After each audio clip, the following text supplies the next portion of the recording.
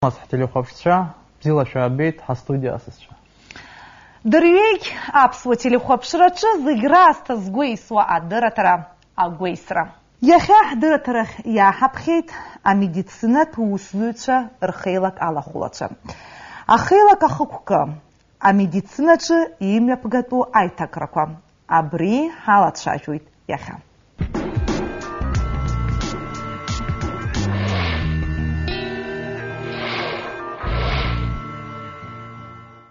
Сегодня пригласили представителей Ассоциации медработников Абхазии. Немногие знают, что у нас в стране есть такая ассоциация. Сегодня узнаем, какие цели и задачи перед этой организацией. Разрешите представить наших сегодняшних гостей. Это члены Ассоциации медицинских работников Тужба Андрей Вахтангович и Шумкин Алексей Михайлович, а также гости в студии. С какой целью создавалась ассоциация? Ассоциация существует уже почти 4 года без месяца. Создавалась она не как политическая, а как общественная организация в помощь работе медработникам, Минздраву. Так, это все-таки общественная организация или профессиональная организация? Это профессиональная организация, но на общественной основе. Расскажите о работе за эти 4 года. Какие у вас основные ориентиры? За 4 года мы подготовили проект закона о здравоохранении. Я не скажу, что он самый лучший. Он сырой достаточно. Над ним надо работать юристам, экономистам, потому что мы врачи. Этих вопросов мы не знаем. Но самое главное, я считаю, то, что мы показали, какое здравоохранение мы хотели бы видеть в Абхазии, какую систему здравоохранения. Работает проектов, о которых мне не хотелось бы вот сейчас в данный момент говорить, потому что будет в январе у нас отчетное собрание, на котором, в общем-то, будут заслушаны люди, которые занимались этими проектами, они будут отчитываться, будет говориться о направлении новом, о том проекте, который пойдет у нас с начала года. Милости просим. А заседание будет, оно открытое. Позвольте, я вас перебью. Вы сказали, что у вас есть видение развития здравоохранения, что вы подготовили законопроект. Можете о нем немного рассказать? Пересмотрели массу стран с их формами здравоохранения, системами, и пришли к выводу, что нам нельзя зацикливаться на какой-то отдельно взятой системе здравоохранения. Как известно, 3 основных системы есть. Государственная, частная и страховая.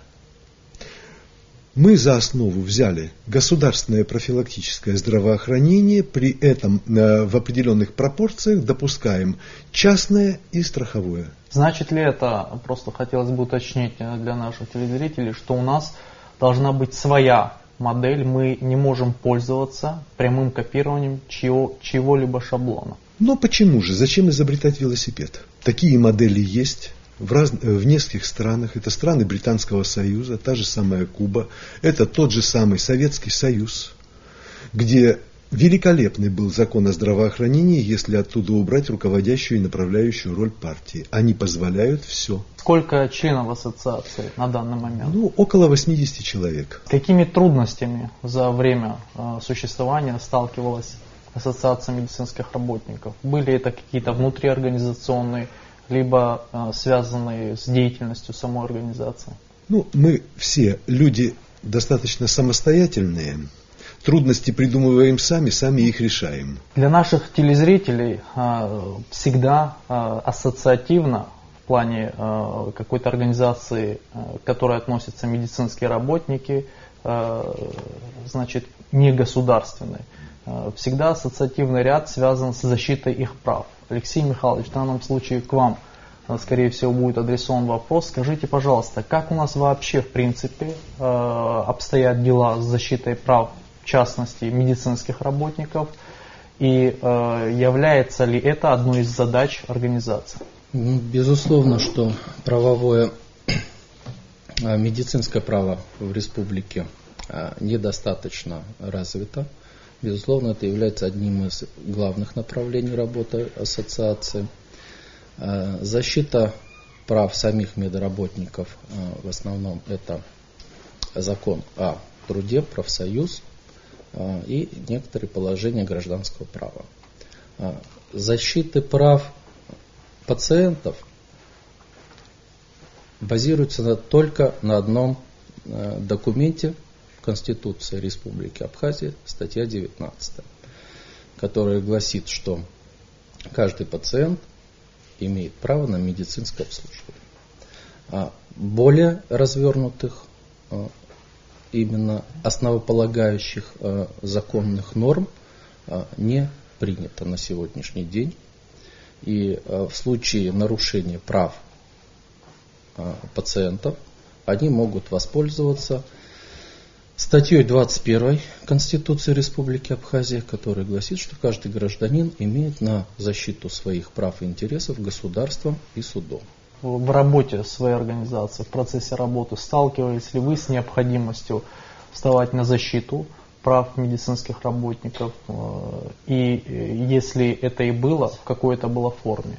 В качестве экспертного заключения, мнения, либо действительно приходилось какой-то давать подробные сведения в суде? Приходилось выступать в качестве специалиста на коллегии Минздрава по медицинским вопросам, по разбору качества и оценки работы наших специалистов. Приходилось участвовать в суде. Пока на данный момент эта помощь носит скорее информационный, консультационный характер, нежели какой-то юридически закрепленный там формат. Ну, такие ассоциации существуют во многих странах. Вот если проводить параллели, и если вы интересовались опытом работы других ассоциаций медработников в других странах, вот в чем, например, разница? Если брать, скажем, развитые страны и говорить там о функции ассоциации, там идет подмена ассоциации Минздрава. То есть там управляет ассоциация всеми делами. Мы не хотим этого, мы не хотим подменять одно другим. Почему сразу же? Потому что каждый должен заниматься своим делом. Мы привыкли жить в одном формате. У нас есть четкая, скажем, относительно четкая система управления.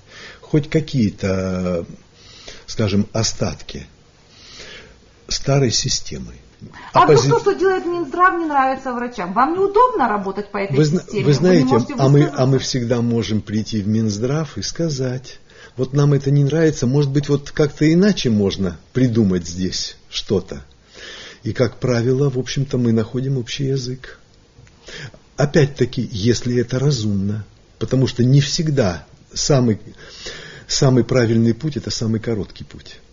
Ну, тогда расскажите о взаимодействии с Минздравом. Ну, скажем так, у Минздрава свои функции есть. Минздрав привлекает нас в качестве экспертов на коллегии, во всевозможные комиссии. К нашему мнению в Минздраве прислушиваются. Иногда Минздрав сам просит дать заключение по какому-то поводу. Но опять-таки, вопросы кадров мы не обсуждаем.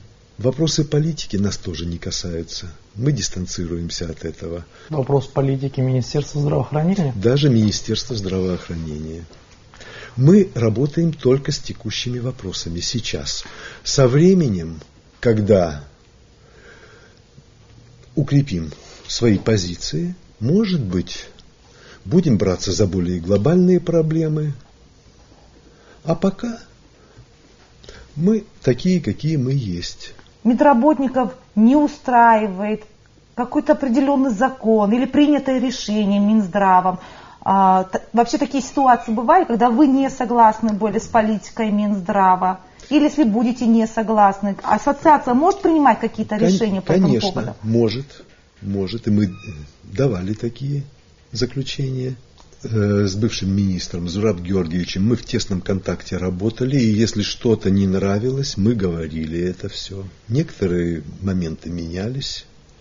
Но опять-таки не надо думать о том, что всегда на один шаг вперед. Не надо так думать. Потому что за каждым первым шагом идет следующий, и так 10, и 20 шагов, и надо их все продумывать заранее, к чему это может привести. Андрей Вахтанович, а вы могли бы привести пример каких-нибудь вещей, которые... Нет, потому что некоторые вещи конфиденциальны, за ними стоят люди.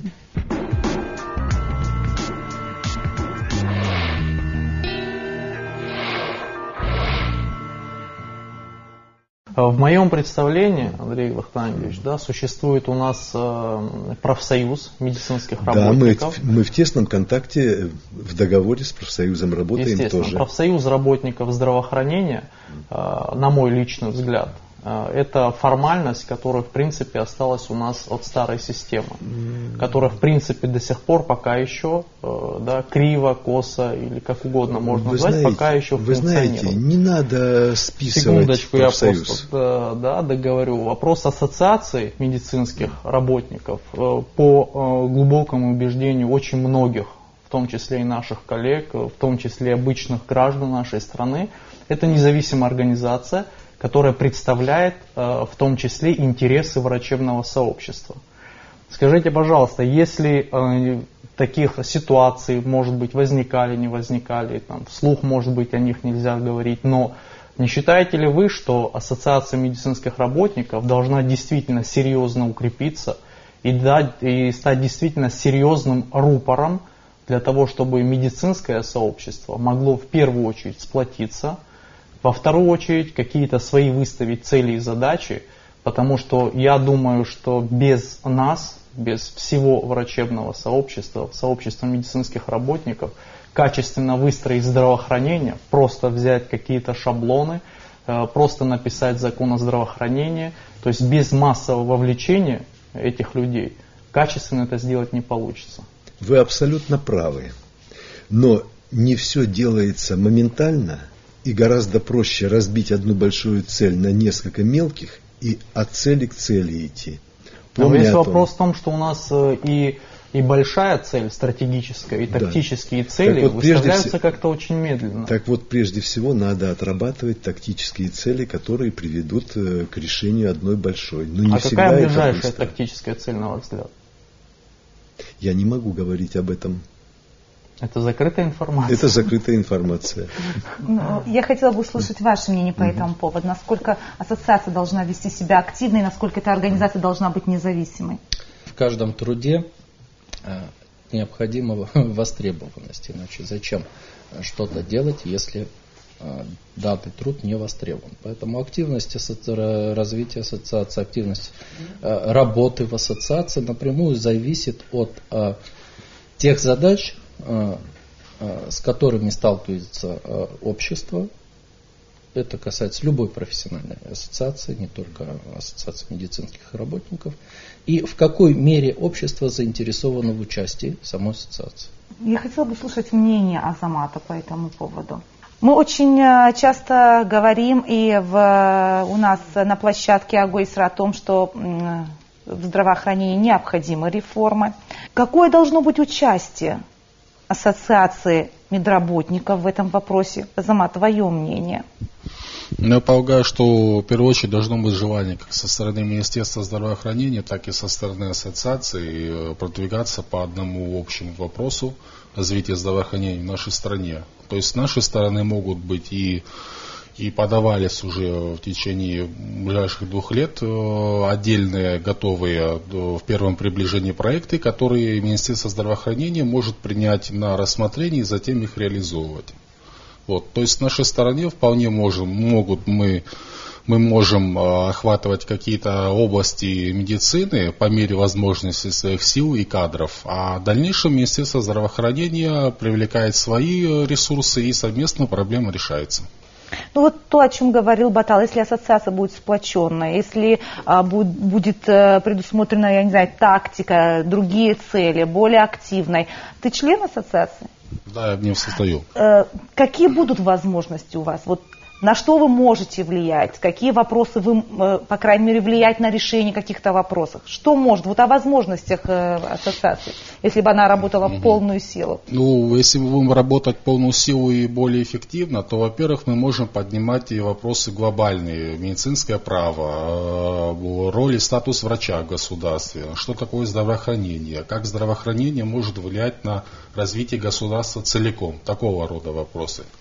С другой стороны, мы можем охватывать области уже конкретно, допустим, педиатрия, дети младшего возраста, что нужно для создания эффективной системы здравоохранения, чтобы защищать здоровье именно этого контингента людей. Вот, то есть, начиная как от практических вещей и теоретические аспекты, и плюс тому, если к нам будет присоединяться все большее количество докторов, мы приобретем вес в том плане, что мы будем предлагать то, на чем потрудился коллектив людей. То есть это не будет мнение какого-то доктора одного, это будет коллективное мнение, где будет учтено все, что можно туда как бы представить в эти проекты, а затем это облегчает работу Минздрава. Да. Да, это будет облегчать работу Минздрава, и это будет по времени просто быстрее и эффективнее. Ассоциация может стать достаточно серьезной силой. Конечно, может стать. Что вы думаете по этому поводу, Андрей Вахтангович? Азамат все правильно сказал в рамках того, что нужно было говорить. Андрей Вахтанович, а как вообще возможно стать членом ассоциации? Какие процедуры при этом? Да очень просто. Подать заявление. Этого достаточно? Этого достаточно. А членами ассоциации могут быть не только врачи? Нет, медсестры. У нас есть сестринская секция.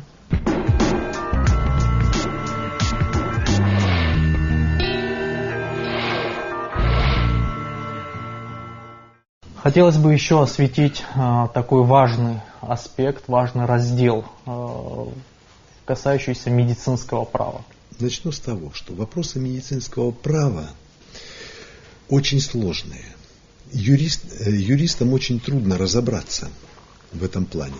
Потому что то, что для нас является объективно, для них субъективно. То, что для нас субъективно, для юристов объективно. Как-то вот помню, Алексей готовил документ один. Сделал подборку в законодательстве, вот свел в единое медицинской ошибкой, что является халатностью, критерии преступления. Вот это сведено было воедино. Вот этот документ дали на рассмотрение в Верховный суд. В Верховном суде одобрили, кстати, вот этот документ, но опять-таки вопрос его принятия это уже... То есть одобрили, но не приняли? Нет, это вопрос судебной практики. Это вопрос практики, как бы понимаете? Ассоциация свою мы свою часть работы сделали. Ассоциация выполнила свою часть работы. Неплохо было бы, чтобы некоторые, скажем, юристы, хоть немножко иногда советовались бы в плане медицинских дел с нами. Раскройте скобки. Юристы, кого вы имели в виду, кто с вами должен советоваться? Бывают иногда процессы, связанные с медициной. Бывают очень шумные процессы. То есть вы имеете какие-то случаи, нашумевшие, да? Да, я имею в виду, но я не детализирую. Скажем так, неплохо было бы юристам, которые ведут эти дела, советоваться с ассоциацией в некоторых вопросах, потому что, опять-таки, вот то, что вначале прозвучало, субъективное выдается за объективное и наоборот. Тогда у меня вопрос. Если, скажем, юристы вас не посвящают в свои дела, ассоциация же может по этому поводу высказаться, нет? А мы что сейчас делаем? Это была наша с Баталом инициатива пригласить вас на широкую аудиторию. Спасибо большое. И заявить об ассоциации. Нет, на самом деле мы документ такой подготовили, собрали воедино. Вот Алексей Михайлович трудился над ним. Такого сведения в единое даже в России нету. Алексей Михайлович, вы дополните вопрос о медицинском праве? Дополню, конечно. Да, еще бы. Там копать и копать. Откуда взялась необходимость вообще формулировать и ставить какие-то задачи в этой области? Прежде всего из неопределенности. То есть, имея одну статью в Конституции и не имея никаких базовых законодательных документов, невозможно рассчитывать на порядок участия, какое-то упорядочение в участии оказания медицинской помощи. То есть всех заинтересованных на всех ее этапах. И сама медицинская помощь, она очень разнородна как по своей задаче, по своим объемам, по своим затратам, так и категория граждан, которые обращаются за медицинской помощью. Каждый отдельный момент требует именно организационного подхода в оказании помощи.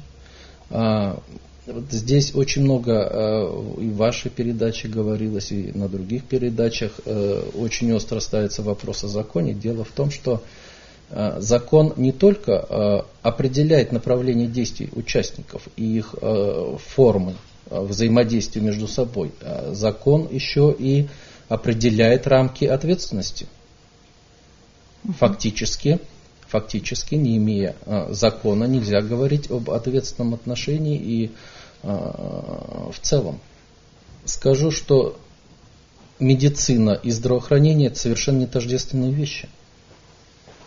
Задача организации здравоохранения – достичь как можно ближе, приблизиться к уровню медицины. Любая форма работы в любом направлении здесь приемлемо, здесь неприемлемо промедление. Алексей Михайлович, скажите, пожалуйста, вот наряду с Ассоциацией медицинских работников, как на ваш взгляд, должна ли быть аналогичная Ассоциация защиты прав пациентов и кто должен руководить такой ассоциацией? Я считаю, что должна быть. Опять, кто создает объединение общественное? Какая-то активная группа граждан, которым не безразлично состояние дел и вопросов в данной области. Это могут быть юристы, это могут быть сами пациенты, это могут быть в том числе и медицинские сотрудники, работники. Вопрос, какую задачу они ставят. Есть ли необходимость защиты прав пациентов в нашей ситуации? Да, есть. Я вот думаю, многие не знали, что у нас в стране есть Ассоциация медработников Абхазии.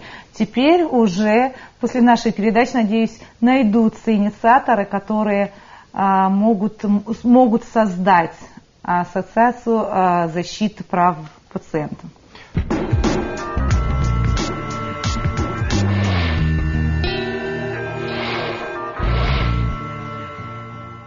Могут ли, допустим, наши пациенты, наши граждане обратиться в Ассоциацию медицинских работников для того, чтобы помочь разобраться в какой-то конкретной ситуации, либо обратиться за какой-то помощью? Конечно. Какую помощь вы можете им предложить? А в зависимости от того, с чем они обратятся. То есть, как минимум, консультативную помощь вы оказать как можете? Как минимум, консультативная помощь, если надо, то и юридическая помощь в области медицинского права, сориентировать, скажем, на прохождение обследования в условиях Абхазии, где что. А куда они могут обращаться? В поликлинику Сухумского района. Я там нахожусь. Они могут к Алексею Михайловичу обратиться, к любому члену ассоциации. У нас принято информацией делиться и принимать коллегиальные решения в данном случае. Скажите, пожалуйста, есть ли у вас интернет-сайт? Есть. У нас страничка на apsny.ru. Автор сайта и владелец сайта, член ассоциации тоже, Беслан Хажба. Мы все медицинские работники надеемся на то, что будет новый виток в развитии и в реформировании нашего здравоохранения. Мне хотелось бы от вас, как от представителей Ассоциации медицинских работников, услышать что-нибудь в плане того, что мы категорически не приемлем. Вот какие могут быть, на наш взгляд, риски в тех реформах, которые, скорее всего, будут планироваться, которые мы категорически можем не приемлить. Здравоохранение и медицина всегда относились к самым гуманным сферам деятельности, как отдельно взятых людей, так и деятельности государства в целом. Вот. Поэтому говорить о совершенно неприемлемых каких-то, я думаю, здесь немножко некорректно поставлен вопрос. Я бы все-таки акцентировал на том, что хотелось бы ожидать и в скором времени увидеть в результате общей работы, общих устремлений. Хотелось бы увидеть хорошие оснащенные места рабочие. Хотелось бы увидеть высокую компетенцию работников, чтобы у всех была возможность и право повышать свою компетенцию профессиональный уровень, чтобы работа в системе здравоохранения позволяла не стоять медицинским работникам на одном месте годами, а все-таки двигаться профессионально, соответственно, времени. Хотелось бы увидеть спокойно обращающихся пациентов в лечебное учреждение, чтобы без тревоги о том, а как и что здесь с ними будет, чтобы если человек пришел в больницу, он был спокоен, что ему окажут весь необходимый объем помощи, в котором он нуждается. Вот это хотелось бы увидеть. А что совершенно неприемлемо, наверное, все, что вот это будет тормозить методом исключения, он часто в медицине используется. Вот все остальное, наверное, неприемлемо. Медицина существует не только в стационарах, и надо опять возвращаться к профилактической медицине, очень серьезно возвращаться, потому что всегда все упирается в финансы. Если будем заниматься только лечением, значит, это очень большие затраты. Если будем заниматься профилактикой, мы, значит, выигрываем и на здоровье нации изначально, если восстанавливаем профилактическое звено. И можем тогда позволить себе развивать и высокие технологии в стационарах, и все что угодно. Это вот как в качестве пожеланий. Да, это в качестве пожелания. Извини, Батал, вот как раз-таки у вас есть ассоциация медработников, которые свои пожелания может высказывать еще громче, чтобы услышали здравоохранение. Они уже давно высказаны.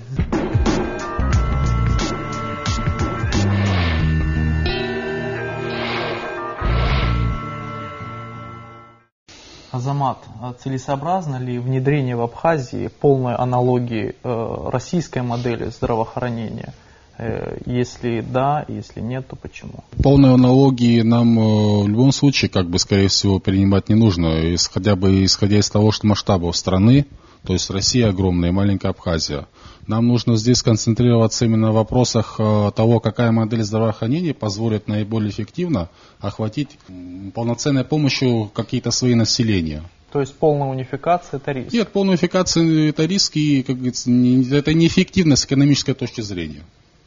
Я думаю, это имеет немаловажное значение. Ну, важно, да, поскольку здравоохранение – это все-таки затратная отрасль в бюджете страны. Батал, если ты позволишь, я немножко другой вопрос, в другой плоскости задам, сентиментально.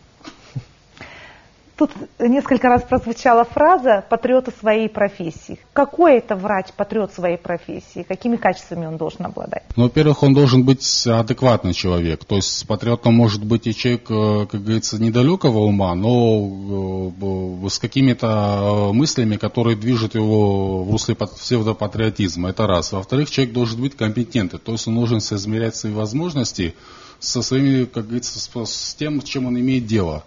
И к тому же он должен быть терпеливым. То есть некоторые вещи приходится терпеть год, два, три, прежде чем они изменятся. И четвертое, он должен как бы быть дальновидно, смотреть наперед, то есть к чему все это вместе приведет. То есть минимум 4 вот этих вот нужно характеристики иметь. Думаешь ли ты, Азамат, что патриот в нашей профессии в том числе должен как минимум не молчать о тех проблемах, которые он переживает, говоря по-простому, на своей шкуре? Патриот должен не молчать. Если его что-то беспокоит, он должен об этом говорить. Он к пациентам должен относиться хорошо, не по-хамски. Как говорится, моменты с их стороны агрессии или непонимания тоже он должен как-то оценивать и вот эти вот риски сглаживать. Меньше конфликтов, больше пользы. В адрес врачей мы же слышим критику. Да, часто мы в адрес врачей слышим критику, но эта критика, она должна облекаться в какие-то судебно-нормативно-медицинские вещи. Иначе эта критика будет по принципу, вот просто два соседа поругались. В том числе между ассоциацией медработников и ассоциацией защиты прав пациентов должна быть выстроена правильная юридический контакт, чтобы какие-то все вот эти вещи, они проходили через именно нормативные какие-то определенные положения, тогда это будет быстрее двигаться, эффективнее это будет.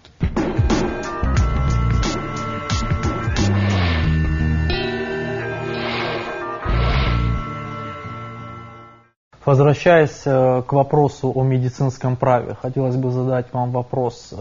Для телезрителей могли бы вы уточнить, наверное, это будет им интересно, что является медицинской помощью и что является медицинской услугой?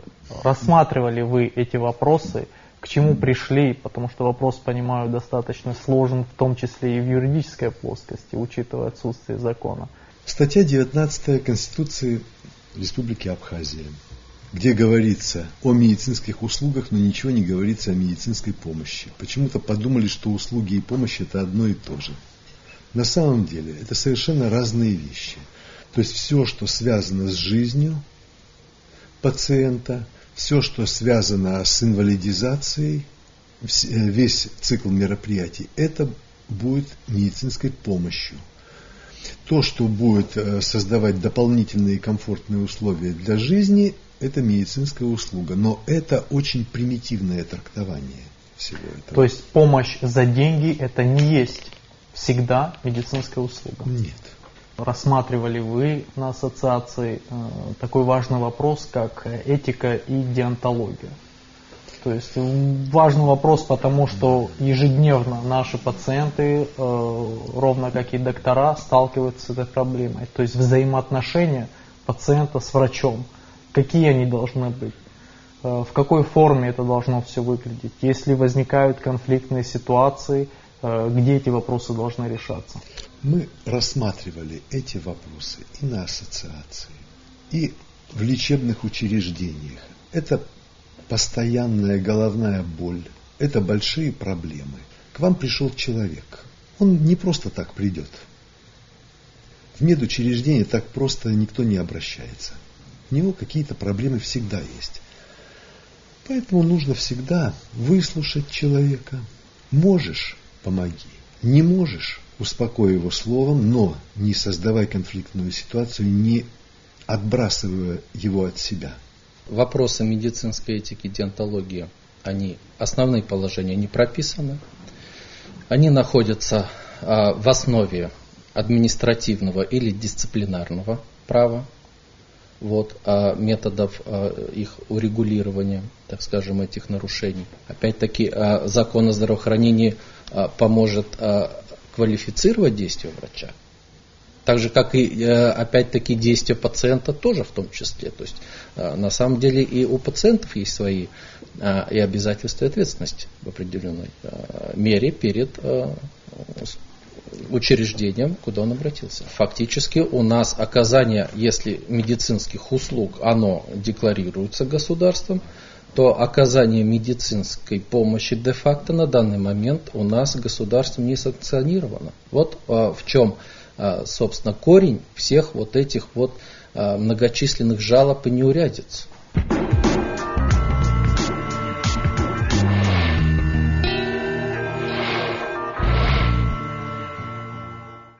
Нам пора завершать передачу. Но я в конце, в завершении хотела бы задать такой медицинско-филологический вопрос. Очень много разговоров по поводу того, что наша программа идет на русском языке. Часто удостаиваемся критики. У меня, конечно, есть веские аргументы, почему это происходит, но хочу услышать ваше мнение. Почему Агуэйсра не проводится на абхазском языке? Почему наши эксперты-врачи не могут обсуждать медицинскую науку на абхазском? Все можно делать, но как только коснется дела специальных терминов, все перейдут опять-таки на русский. Почему? Вот именно медицинскую науку, почему мы не можем обсуждать на абхазском? Почему? Можете? Я могу, я филолог, но Да. врачи же не могут. Не могут. Не все. Терминология. Вот я владею абхазским языком очень хорошо, но я не могу медицинскую науку обсуждать на абхазском языке, потому что медицинской науки на абхазском языке у нас нет. И наши врачи получают образование на русском или какие-то другие факторы, Батал. Вопрос в том, что нам однозначно к этому стремиться нужно. Другое дело, что у нас для этого должен быть какой-то инструментарий, для того, чтобы я смог в полной мере, в том числе и в медицинских терминах, этот язык преподнести. В данном случае пока, к сожалению, это сделать невозможно, стремиться к этому нужно. Но врач же получает образование не просто на русском языке, врач обучается мыслить, да, по-медицински, по-врачебному на этом языке. Поэтому, скорее всего, нужно какое-то время и нужны способы для того, чтобы овладеть этой терминологией. Давайте сделаем то, для чего предназначена программа Агуэйсра. Здоровыми наших граждан. А это самое главное.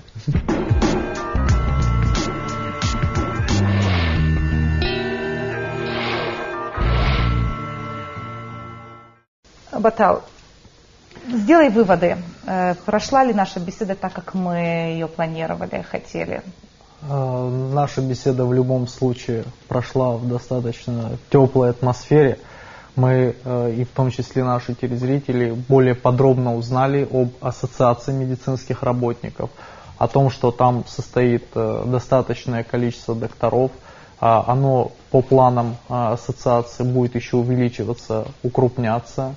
Планов очень много, но самое главное, я считаю, из того разговора, который у нас произошел, это будет в том числе, скорее всего, мое пожелание Ассоциации медицинских работников. Хотелось бы пожелать, чтобы она была, как вам сказать, больше, наверное, на виду. Более открытой. Более открытой, более, я не знаю, самое главное, чтобы вас слышали, чтобы вы стали рупором медицинской общественности, потому что она в этом нуждается. Нет, уважаемый Батал, если вы вступите в ассоциацию, рупором ассоциации будете вы. У нас каждый занимается своим делом. Согласен. Я с такой ношей согласен. Но это однозначно, я считаю, нужно, потому что наша ассоциация медицинских работников в этом очень нуждается. И в первую очередь наша медицинская общественность в том, чтобы ее сплотить и с едиными позициями, с едиными идеями, с едиными какими-то наработками мы смогли выйти к народу и сказать, что вот мы считаем вот так, и мы будем услышаны. Я очень на это надеюсь.